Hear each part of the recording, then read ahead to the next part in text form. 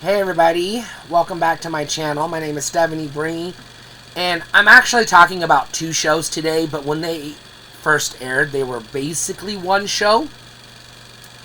One was the companion to the other, and I want to point out that I believe that the introduction of these two shows is what led to our modern social media culture and the rather obnoxious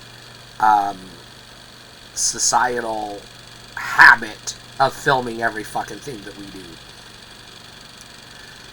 In the first, well, the two shows are America's Funniest People, which it was not, and America's Funniest Home Videos, which it also was not.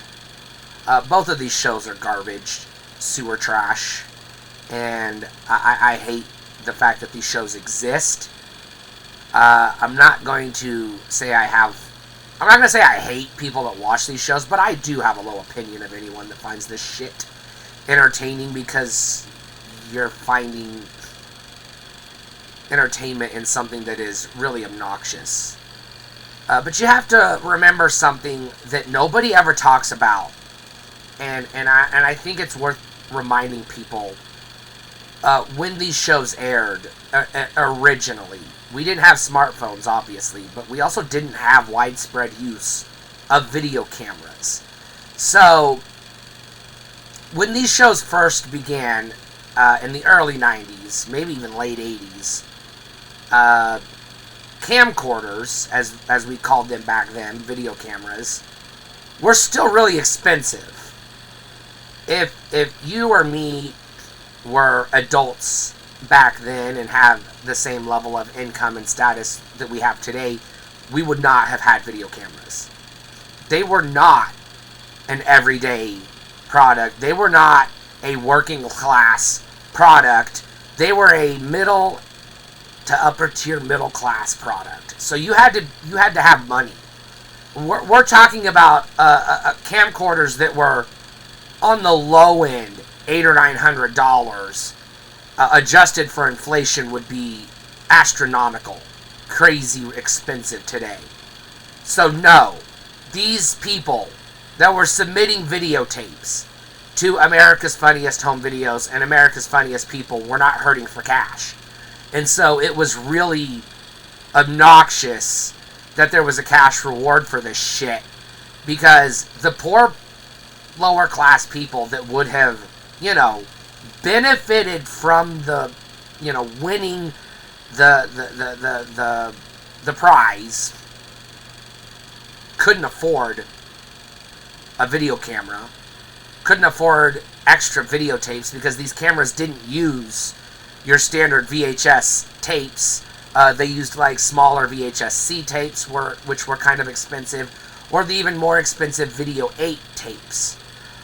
So you have to remember, the barrier for entry when these shows first aired was pretty high. And if you go back and look at those early seasons, those early episodes, you'll notice that it's a lot of, upper middle class people doing upper middle class people things. The reason why I point this out is because it was another example of people who were well off with money doing something that in their world was an everyday regular thing that the rest of us watched as entertainment, knowing full well it wasn't something we could afford to do. Now, that's not to say middle class and, working class families couldn't afford a camcorder. It just, if they did, it was more of an investment, which means it was less likely by the numbers that people in those lower brackets would have had one. Now, it also changed the way our society behaves, because, first of all, it meant that if you had the means, if you had access to a camera and a steady stream of videotapes, it meant you were constantly recording everything, your pets, your kids, your neighbors, hoping to get a funny clip to send in. Or you did what the Logan Pauls of the world did. You staged stunts and things to try to, get a funny clip. Now, the reason why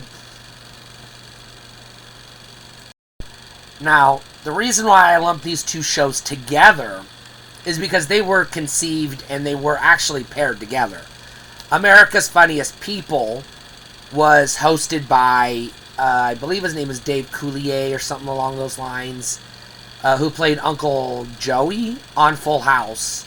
And America's Funniest People, America's Funniest Home Videos, was hosted by Bob Saget, who played the dad on, I think his name was Danny Tanner or something like that, on Full House. They were produced by it was the same production. They were interconnected. And then America's Funniest People fell off a cliff ratings-wise, and America's Funniest Home Videos kept going.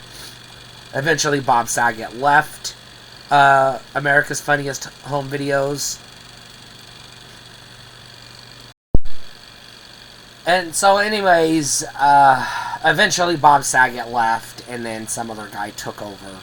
And these shows lived on, one of these shows lived on into the internet era, the YouTube era. But the reason why I want to talk about these shows is because when they initially first aired, it was not commonplace for people to have a camera on them, and we weren't, as a society, obsessed with filming everything for, social media, for clicks or views or reactions, because that didn't exist.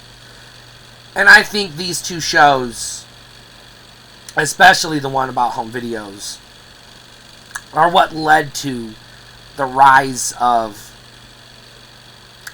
this meme culture, especially once YouTube came on the scene and everybody had access to inexpensive digital cameras. Initially just digital cameras and camcorders, and eventually their cell phones.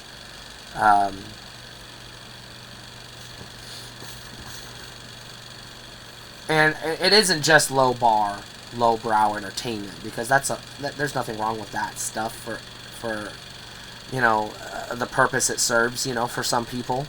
But there is something wrong with constantly setting your kids and pets up for abuse so that you could get clicks, and constantly videotaping your kids against their consent and violating their privacy to put it online.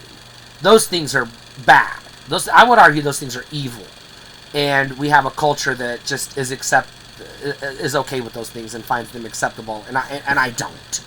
And which is why I called you scum if you like these shows, because you are scum. Especially if you watch that kind of content on social media, whether it's Instagram or Twitter or TikTok or YouTube or whatever. You're an asshole if you consume content where people are abusing their pets and their kids for entertainment, and the people that are doing that are assholes as well. So hopefully the assholes that watch this video that like that stuff will repent and stop being assholes. And maybe see the error of their ways and thank me for, pointing out that they're scum. And then the rest of them will just eat shit and die, I guess. I don't know. Do whatever they gotta do. Because you guys are scum. And I don't mean you people watching this video, the good people watching this video. I just mean, the general you people. The ones that like this shit. And there is literally no justification for it. It's abusing people for your own benefit, to maybe get a little bit of money. And if not get any money, it's just other people can watch the video and they get a laugh out of it. Well, that's obnoxious. So, America's Funniest People, America's Funniest Home Videos, and every variation and incarnation of this scum is disgusting, and it needs to fucking die. Goodbye.